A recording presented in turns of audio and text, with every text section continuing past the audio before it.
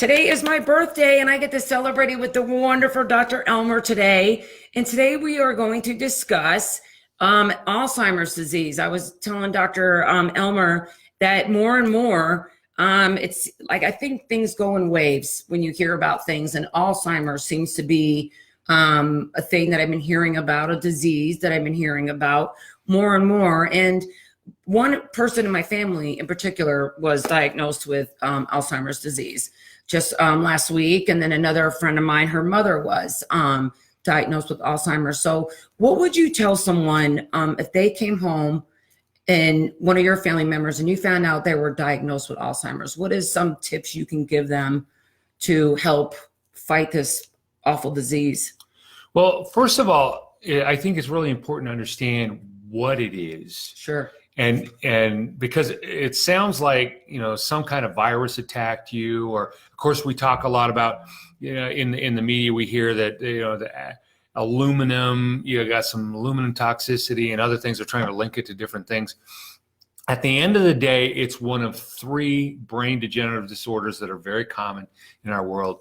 The Alzheimer's, dementia, which we call frontotemporal demise, and the Parkinson's, which we don't normally think of Parkinson's in terms of brain degeneration, but we should, because it is a frontal lobe disorder with a movement disorder inside of it. And so each one of them has their own individual characteristics, but they take place generally from the same problem.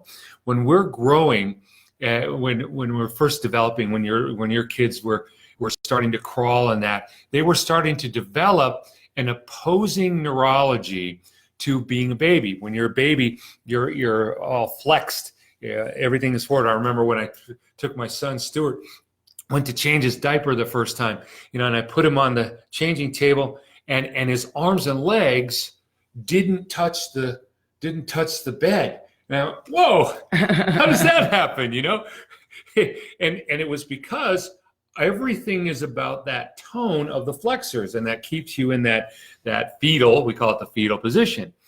We have to develop the neurology that causes the tone of the muscles in the back. That creates our adult brain. And we call it in neurology, we call it the posterior compartment. And when we build it, it is literally softening the effect of the anterior compartment, which is the baby system. So the more we build it, the more this front system, it becomes a little bit softer and more supple and allowing for us to be upright. But then later in life, if we start to get in that flex position again, we start to hunch. And, if I were to stand in that bent over position and say, wow, you look old.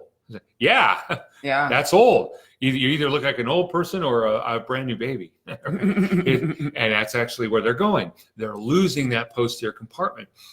So understanding that system is vital to our youth, our health, our vitality and strength. When we start to lose it, those cells of the posterior compartment, which is a huge series and network, that system starts to break down. If you don't use it, you lose it. There you go. How does everybody know that, right? We all know that if you don't use it, you lose it, because the nervous system depends upon three major things you've got to have in order to make each cell work. You got to have oxygen. You got to have sugar or carbohydrates, which is a string of sugars. And then you got to have activation. It's got to be activated. If you've got the other two, but you don't activate it, over time the cell will break down, because it's when it fires that it goes through what we call immediate early gene response, which actually causes, I call it cellular housekeeping. Stuff's breaking down, we're going to replace it in real time, but it has to fire. Well, the posterior compartment has a lot less to do, because we're bending forward.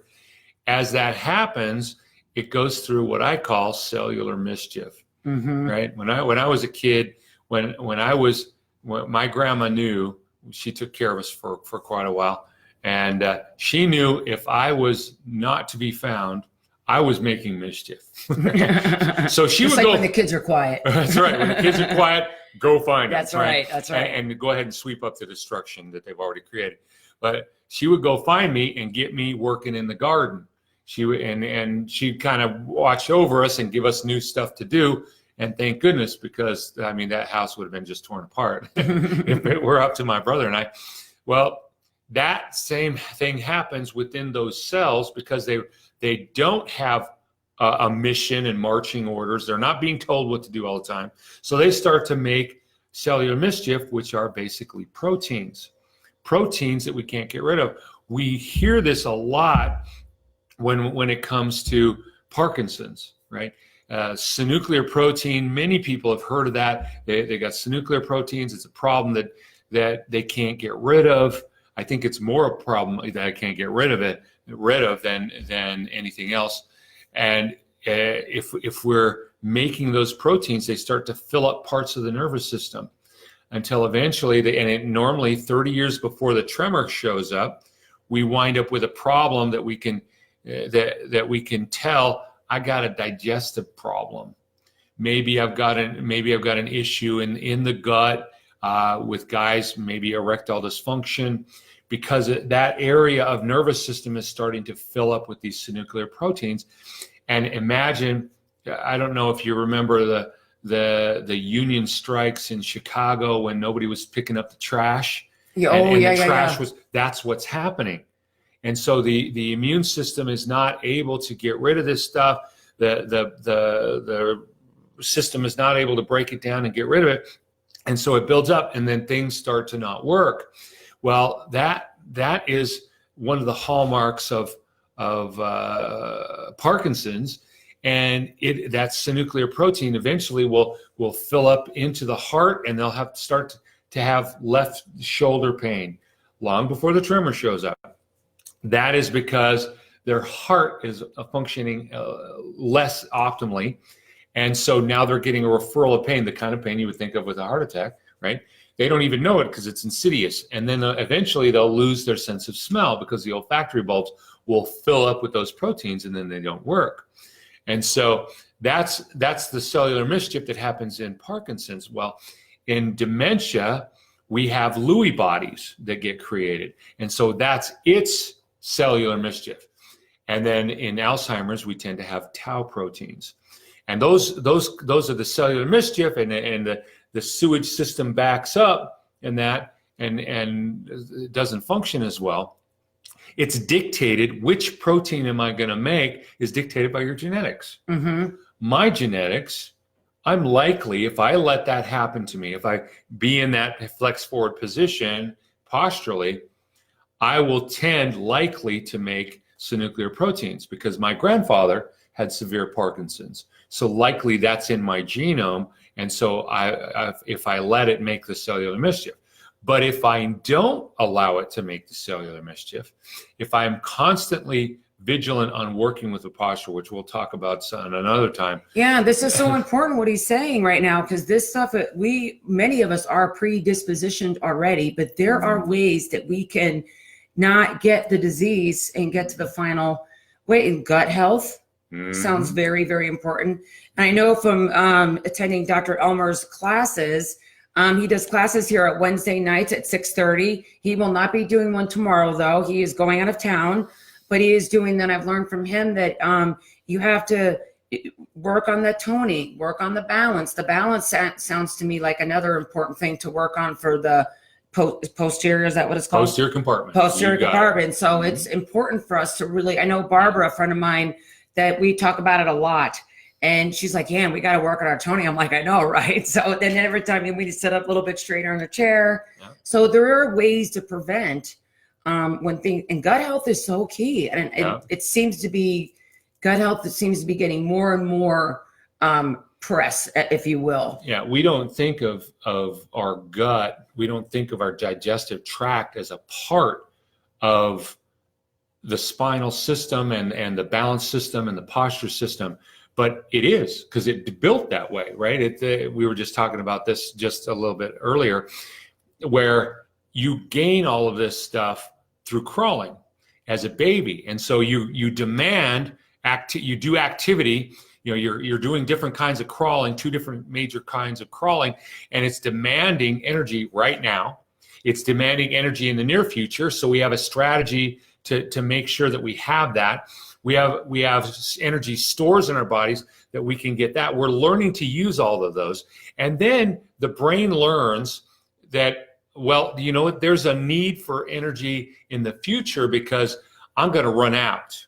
And so I learn a strategy as a baby that if I make this weird sound, this really pretty lady comes and supplies me with my needs, you know, and makes sure that I'm comfortable. And because now I'm taking food in, I have to learn how to turn that from the food into energy that the body can use. And so I'm becoming more and more efficient. The greater the demand that I place on it, the greater the efficiency that I learn. And I also have to learn how to recover. And so the system demands at a higher level. And so all of a sudden I'm learning to sleep more efficiently. That the reticular activating system comes up with a strategy to fully recover me, to fully recover my brain, and make sure that I'm able to handle the next round of whatever I throw at it, and so all of these things are wired. And so digestion is a midline structure. It's wired into the basic energy systems to allow us to be upright and allow us to move. And that's why I say in that system, it's literally all like a woven cloth that has to remain together. And that weaving actually is woven into our ability to walk. And I say that cross crawl where my body, my hips go in one direction and my shoulders go in the other direction. That's the adult walking system. And so I need that system to function so that it's wired together so that I don't have to think about, oh, you know what, I need blood flow to my right foot. Which sounds funny. Yeah. But I have patients who like yesterday, a patient whose left foot was colder than the right. That's because the autonomic nerve system, heat is blood. So we need to get blood down there, and it's not getting blood down there. And so I had to do several things to individually, because it's, like I say, it's become frayed apart. So now I'm taking pieces of that system, and particularly we're taking that autonomic nervous system, and we're working with it specifically to make sure that it's getting blood flow down there to that foot so that it warms up. Yeah. If I do that cold thing long enough, I'm going to wind up losing the feeling. The nerves are going to die, and whoa, that's called neuropathy, right? Yeah. And we say, wow, how did that happen? It happened over a long period of time, just like Alzheimer's, dementia, and Parkinson's happen by that body forward, head forward, body forward posture over time starts to degrade those nerves. You get the cellular mischief, and as it dysfunctions, we lose the circuitry that's at the end of it, right? So if we have a brain, my wife decided I needed a brain, so she bought me one.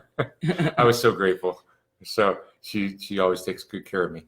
But here's the cortex, and if you can imagine that the primary problem in dementia is going to be happening kind of towards the back of the frontal lobe. This is the frontal lobe. Notice you got three noodles. I call them noodles. They're called gyri.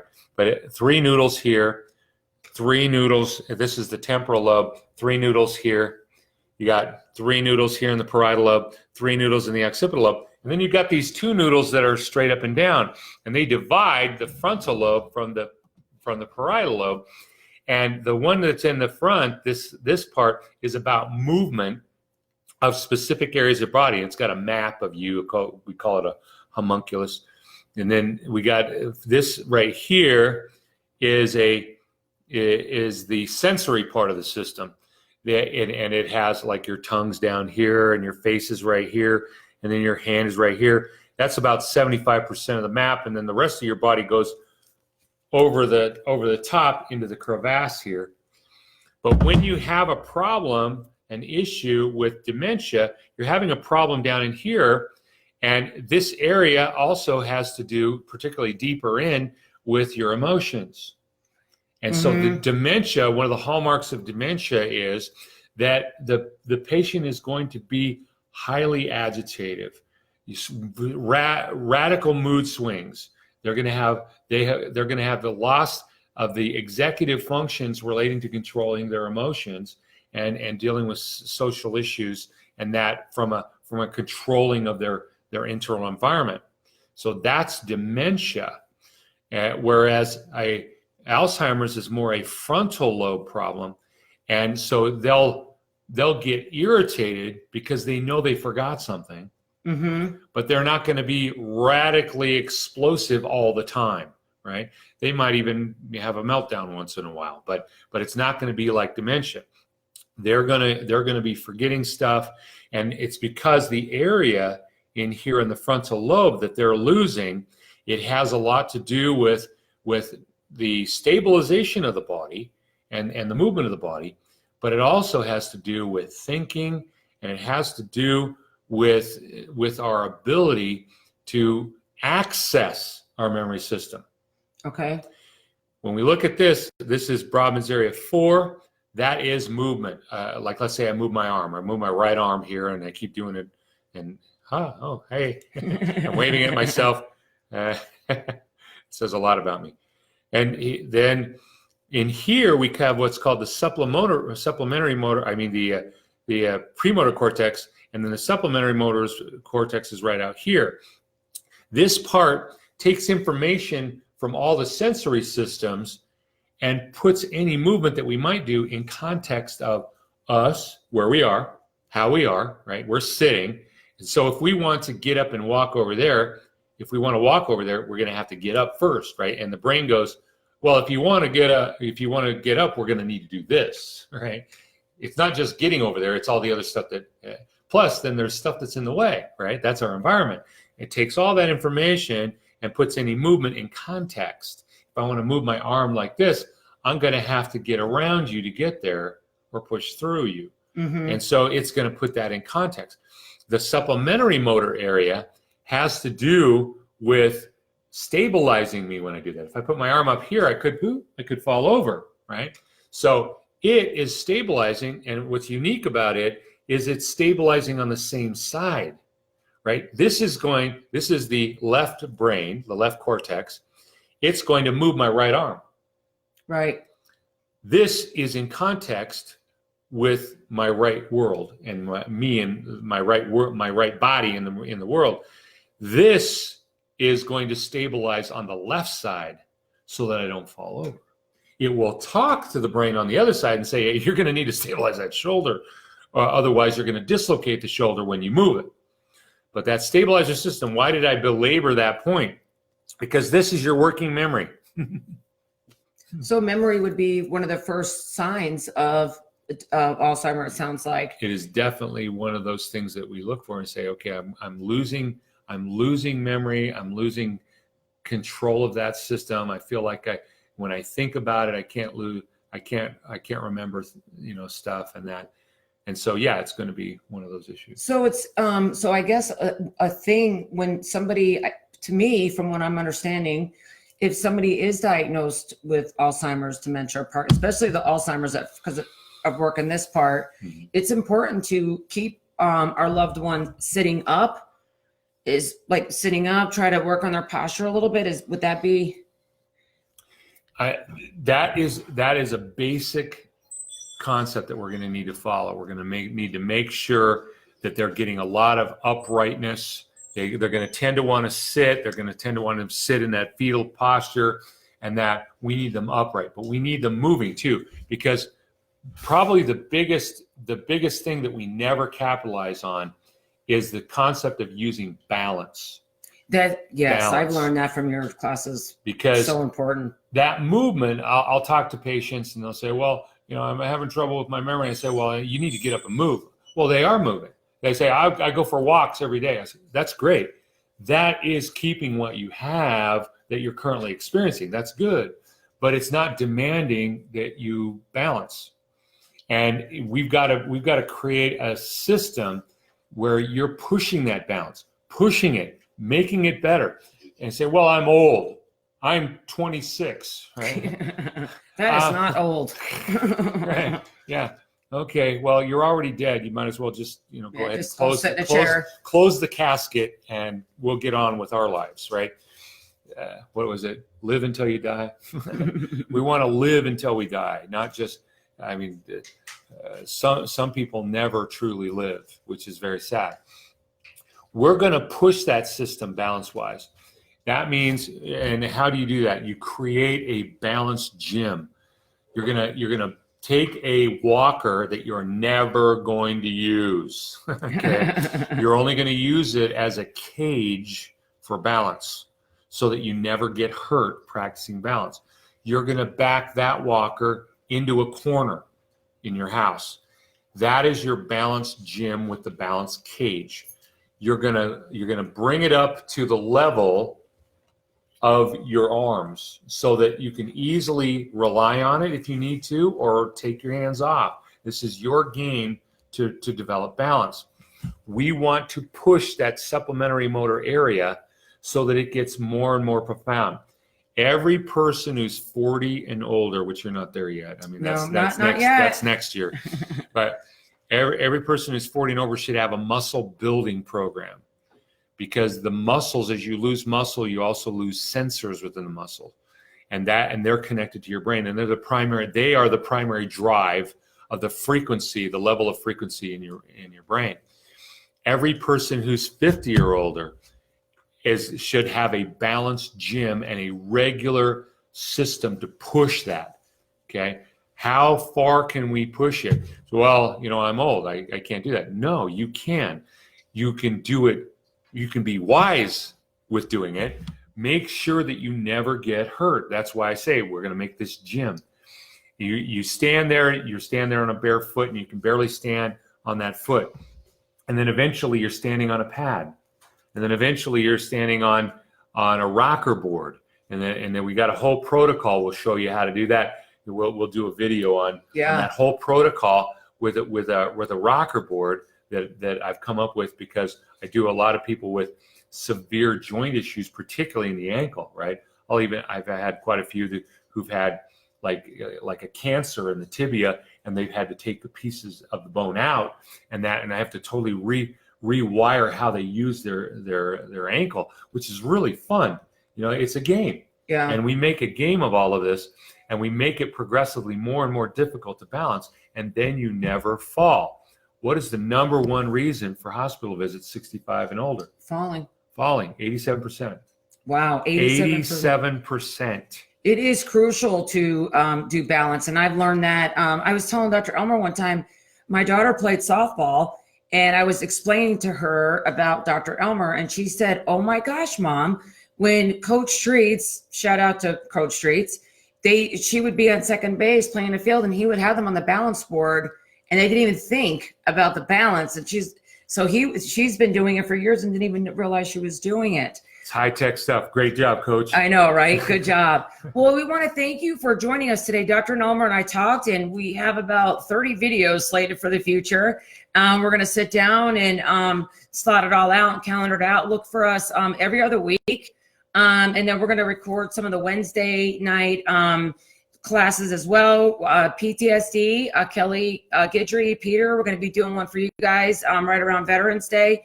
I'll get with you again. Dr. Elmer does not doing classes tomorrow, but he'll be doing them. Oh, are you going to do them on Halloween night? I have no idea. Probably. Okay, so he will be Halloween night. He might get some here. So, but we want to thank you. And if there's something that you want to learn about, please reach out to myself or Dr. Elmer. We're going to be working really closely and really trying to get people on the right track for brain health. It's so important to get ready. I myself, knock on wood, I have no one in my family that is diagnosed with Parkinson's, dementia, or Alzheimer's. We have another dreaded disease called Huntington's disease in my family, which is a doozer, but my mother doesn't have it, which he knows what that means. So we're blessed for that. So that's one, that's a good, bad thing, I guess. I don't know. But anyway, we want to thank you so much for joining us today, and have a great day. All right, 24.